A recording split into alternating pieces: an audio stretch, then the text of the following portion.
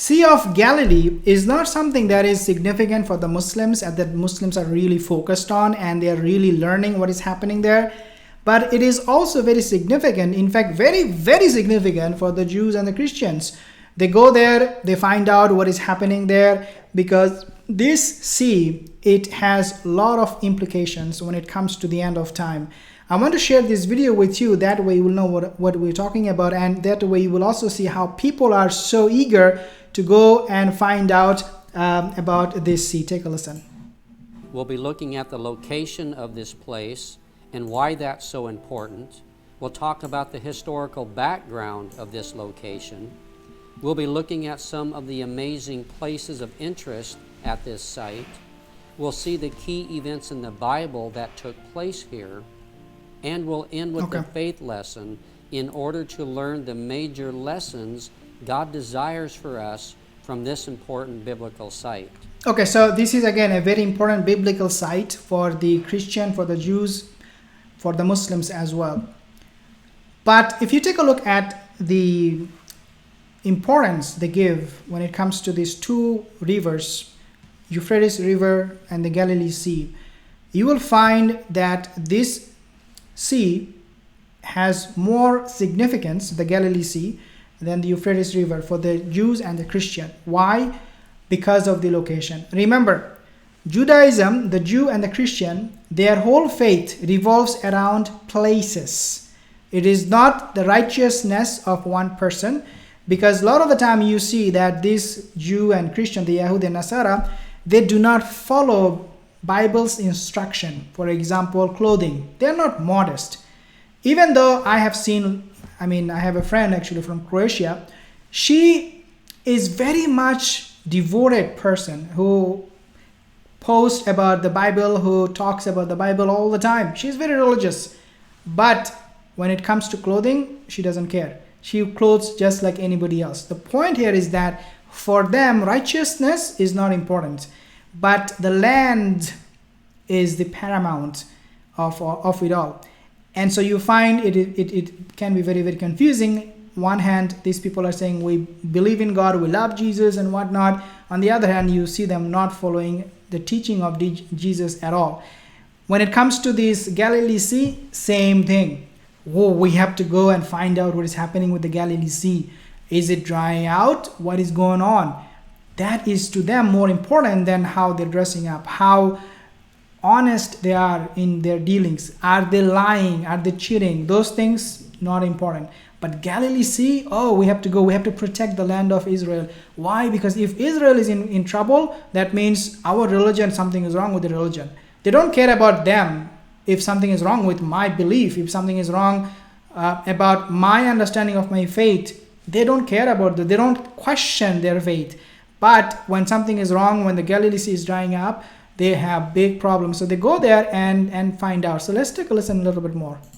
So I think you'll find this video very enlightening and transforming to your life. So the Sea of Galilee is located in the northern part of Israel. Wow. It's in the Galilee region, therefore it's called the Sea of Galilee. So again, if you focus on their teaching, region, where, Israel, oh my God, big deal. Let's take a look. Look at just some of the location of the sea here. We're going to look at some of the historical background, and we'll be looking at some places of interest, and we'll be looking at some things that happened in the Bible. So we're just going to do an overview of just all the multitude of things that happened right here. So we're going to kind of do a shotgun of the things that happened right here in the Bible.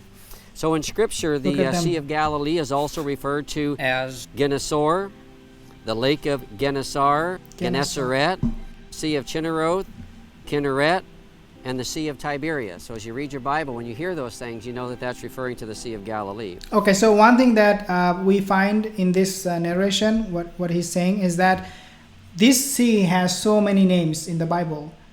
Why it is important for us to know why there are so many names in the Bible for that is because it shows how important this sea is for them. How important.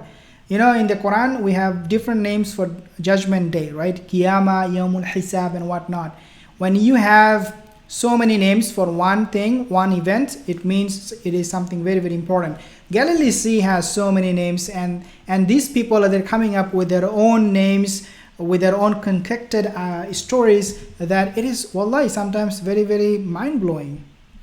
So it's about 75 miles or 115 kilometers north of Jerusalem, and about 27 miles or about 47 kilometers east of the Mediterranean Sea. See? Now, interestingly, most people think that the Sea of Galilee is salt. The reality is the Sea of Galilee is really a lake. It's a large freshwater lake. It has no salt in it whatsoever. At its deepest point, it's about 150 feet deep. It's about 8 miles wide or 13 kilometers wide. Wallahi, and this it's will dry about up. 12 miles long or 19 kilometers long. And as mentioned, it's about 150 feet deep or about 46 meters deep.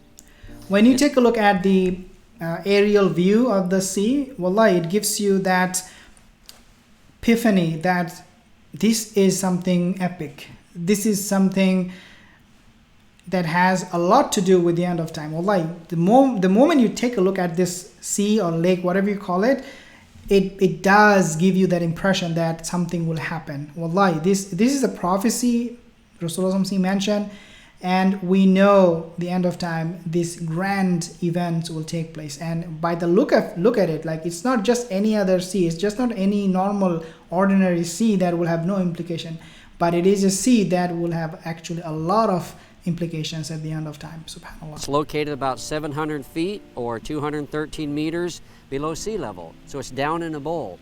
And we're filming this right along the Sea of Galilee, and we've got a lot of people that are out here swimming. And at this particular place, there's a number of things that happened. We believe also that this is a place where the calling of the disciples took place. We think it's a real good candidate as we've looked at the lay of the land. We think that it's right here because as you look around the north shore of the Sea of Galilee, there's not a lot of places where the fishermen could have had their nets all spread out and mending their nets. So we think this is a great candidate. We know when Christ called the disciples, he got into a boat, right? And he went out into the waterway. So a lot of the places around the Sea of Galilee don't work good to have a large audience. And then it was gradual, so he could just get out a ways, get in a boat, and preach. And then after he's done, as we recall, he asked the disciples to throw down their nets, and they did. And they caught this large catch of fish where the boat was sinking. And so we think this is a great candidate as well for where the disciples were called. So as mentioned, it's a freshwater lake, contains no salt whatsoever. And because of its location, it's down in a bowl. Once again, it's 700 feet below sea level. So the storms come off the plateau and bang, they just come right down and hit. So storms can come unnoticed.